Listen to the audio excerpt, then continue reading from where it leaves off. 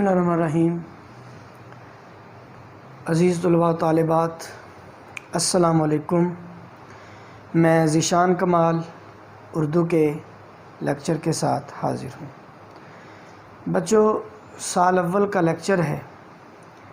آپ جیسا کہ جانتے ہیں کہ حال ہی میں میری سرجری ہوئی ہے اور دوبارہ لیکچر کا ہم نے سلسلہ شروع کیا ہے، تو کوشش ہے کہ آپ تک لیکچر اب پہنچاتا رہوں باقاعدگی کے ساتھ، اور آپ سے بھی امید ہے کہ آپ دوبارہ لیکچرز کو غور سے سنیں گے، پک کریں گے اور سمجھیں گے۔ بچوں، میر تقی میر کی ہم نے دوسری غزل شروع کی تھی، تو آج میر تقی میر کی دوسری غزل کا ہم چوتھا شعر کریں گے۔ شعر ہے کہ جان آخر تو جانے والی تھی، جان آخر تو جانے والی تھی، اس پہ کی ہوتی میں نثار کاش۔ نثار کا مطلب بچوں قربان ہونا، اور لفظ اس پر اس شعر کی تشریح کا مدار ہے۔ اس سے مراد اللہ تبارک و تعالیٰ کی ذات ہے، اس سے مراد محبوب مجازی بھی لیا جا سکتا ہے، اور اس سے مراد ہمارا خاص آدرش یا نظریہ بھی ہے۔ زندگی جسم اور روح کا تعلق ہے، اور یہ تعلق ہمیشہ کے لیے نہیں ہے۔ جسم سے روح کو ضرور نکلنا ہے۔ اس کی مثال ایک قفس میں قید پرندے کی ہے کہ اس قفس کی قید سے اس پرندے کو آزاد ضرور ہونا ہے، اور جس دن یہ پرندہ آزاد ہوا، قفس خالی رہ جائے گا، بے جان ہو جائے گا، جسم سے روح نکل جائے گی، اور انسان کا بے جان جسم خاک میں مل جائے گا۔ تو زندگی ہمیشہ کے لیے نہیں ہے، یہ بات طے ہے۔ جو شخص بھی دنیا میں آتا ہے وہ کچھ وقت اس دنیا میں گزارنے کے بعد اس عالم فانی کو چھوڑ دیتا ہے۔ ہر شخص عازم سفر غرب ہوتا ہے۔ کوئی بھی شخص ہمیشہ کے لیے اس دنیا کو اپنا مستقر، اپنا مسکن یا اپنا ٹھکانہ نہیں بناتا۔ یہ قدرت کا قانون ہے، یہ فطرت کا قانون ہے۔ لیکن زندگی کو سمجھنا، گزارنا اور اس کا حق ادا کرنا، یہ بہت ضروری ہے۔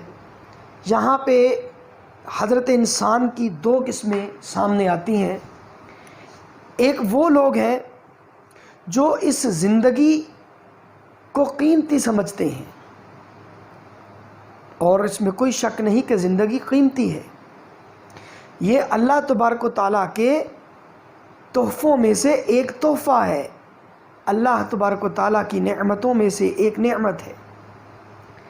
لیکن جب یہ زندگی اللہ تبارک و تعالیٰ کے لیے قربان کرنے کا وقت آئے تو پھر یہ زندگی متاع حقیر بن جاتی ہے، کیونکہ زندگی اللہ کی امانت ہے، اس لیے یہ اسی کے لیے قربان ہونی چاہیے۔ کچھ لوگ دنیا کی رنگینیوں، رعنائیوں، اس گلزار ہست و بود کی خوش نمائیوں میں اور اس عالم رنگ و بو کی خوبصورتی میں اس طرح جذب ہو جاتے ہیں کہ وہ زندگی کو قیمتی سمجھ لیتے ہیں، اور ان کے لیے یہ دنیا اس قدر اہم ہو جاتی ہے کہ وہ زندگی کا مقصد سمجھنے سے بھی عاری اور قاصر رہتے ہیں. وہ اپنی زندگی کو سنبھال کے رکھتے ہیں، ڈرتے ہیں مرنے سے. لیکن جو اہل دل ہوتے ہیں، جو اہل عشق ہوتے ہیں، وہ اللہ تبارک و تعالیٰ پر، اللہ تبارک و تعالیٰ کے نام کی حرمت اور اس کے نام کی سربلندی کے لیے اپنی جان گنوانے سے، اپنی جان دینے سے پس و پیش ہرگز نہیں کرتے. یہی وہ عظیم لوگ ہوتے ہیں جو اپنا مقصد حیات پا لیتے ہیں، جو زندگی کا حق ادا کر دیتے ہیں. زندگی تو ویسے بھی ختم ہونے والی ہے، زندگی تو ویسے بھی جانے والی ہے. ایسا ممکن نہیں کہ کوئی بھی شخص دنیا میں آئے اور ہمیشہ کے لیے وہ اس دنیا میں رہے.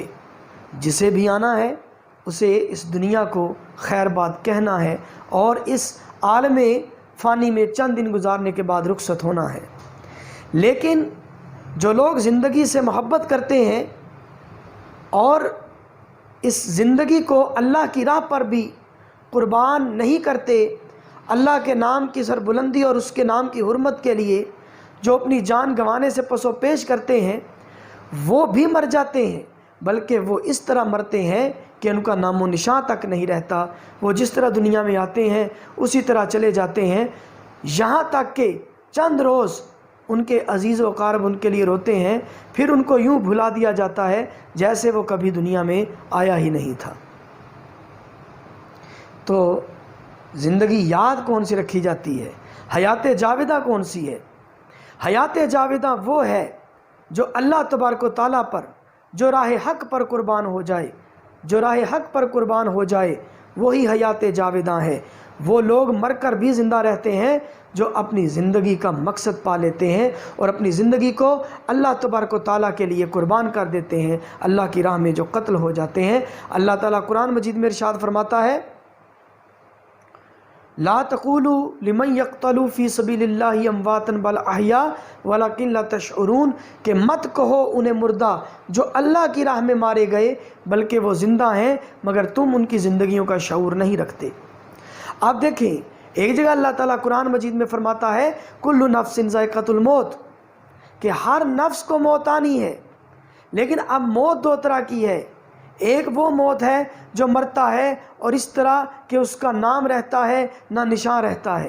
لیکن ایک وہ ہے جس کے لیے اللہ فرماتا ہے کہ مت کہو انہیں مردہ، لا تقولوا لمن يقتل فی سبیل اللہ امواتا، مت کہو انہیں مردہ جو اللہ کی راہ میں مارے گئے، بل احیاء، بلکہ وہ زندہ ہیں، ولکن لا تشعرون، لیکن تم ان کی زندگی کا شعور نہیں رکھتے، کہ تم نہیں جانتے وہ زندہ ہیں. تو یہ حیات جاودہ پانے کا ایک ہی طریقہ ہے کہ اس زندگی کو اللہ تبارک و تعالیٰ پر قربان کر دیا جائے، راہ حق پر لٹا دیا جائے. کیونکہ زندگی راہ حق پر لٹا کر بھی اس زندگی کا حق ادا نہیں ہو سکتا. جس طرح غالب نے کہا کہ جان دی ہوئی اسی کی تھی، جان دی ہوئی اسی کی تھی، حق تو یوں ہے کہ حق ادا نہ ہوا. اور جو مرد مومن ہوتے ہیں ان کی یہ علامت ہوتی ہے کہ جب ان پر موت آتی ہے تو وہ پریشان نہیں ہوتے، غمناک نہیں ہوتے، بلکہ ان کے چہروں پر ایک رونق پھیل جاتی ہے، مسکراہٹ آ جاتی ہے. کیونکہ وہ جانتے ہیں کہ زندگی ایک پردہ ہے، جب یہ زندگی ختم ہو جائے گی تو وہ اپنے مالک حقیقی سے جا ملیں گے، وہ اپنے محبوب اعلیٰ سے، وہ اپنے محبوب حقیقی سے، وہ اپنے اللہ تبارک و تعالیٰ سے جا ملیں گے. یہ ہجر کی گھڑیاں ختم ہو جائیں گی، پھر وصل کا دور شروع ہو جائے گا.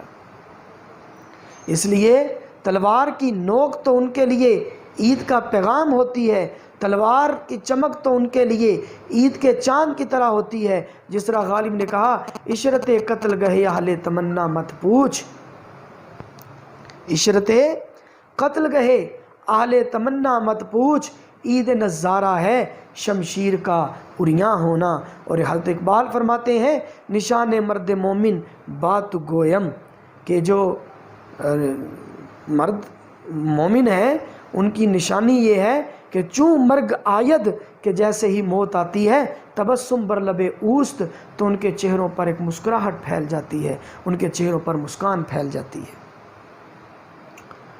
تو بچوں یہ اس کا ایک مطلب، اس لیے شاعر نے شعر میں خواہش ظاہر کی ہے کہ میری جان تو ویسے بھی ختم ہو جانی تھی، جان تو آخر جانے والی تھی، کہ یہ تو طے ہے کہ مجھے مرنا تھا، موت سے کس کو رستگاری ہے، آج وہ کل ہماری باری ہے، یہ تو طے تھا کہ مجھے مرنا تھا، لیکن کاش یہ زندگی میں اپنے اللہ تبارک و تعالیٰ کی راہ پر، اپنے اللہ تبارک و تعالیٰ کے نام پر قربان کر دیتا تاکہ میری زندگی کا حق ادا ہو جاتا۔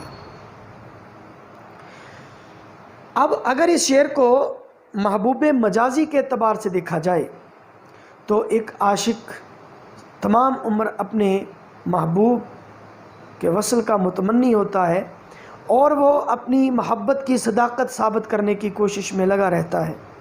وہ چاہتا ہے کہ اس کا محبوب اس کی محبت پر یقین لائے اور وہ جان لے کہ میں دل و جان سے اس پر فریفتہ ہوں، قربان ہوں، میری زندگی اور میری زندگی کا ہر لمحہ محبوب کی یاد میں گزرتا ہے اور میں اپنی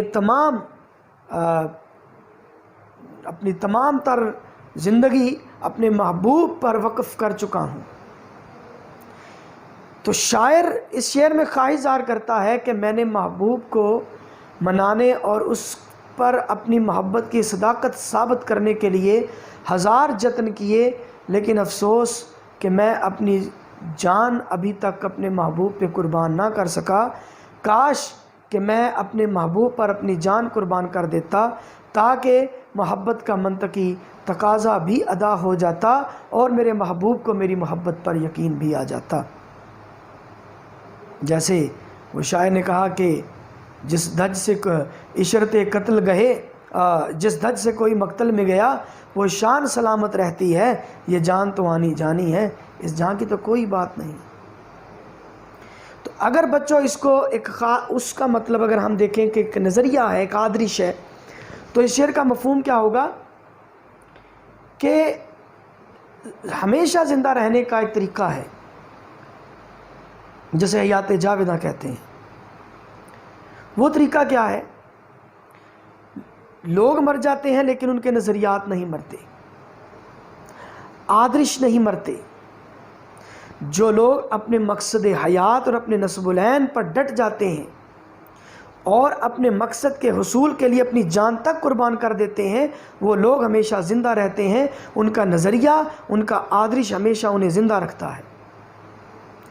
تو شاعر کہتا ہے کہ میں نے اپنے نظریے کو ثابت کرنے کے لیے، اپنی سچائی کو ثابت کرنے کے لیے میں نے ہر کوشش کی، میں لڑتا رہا زمانے سے، لیکن افسوس کہ میں اپنے نظریے کی خاطر اپنی جان قربان نہ کر سکا۔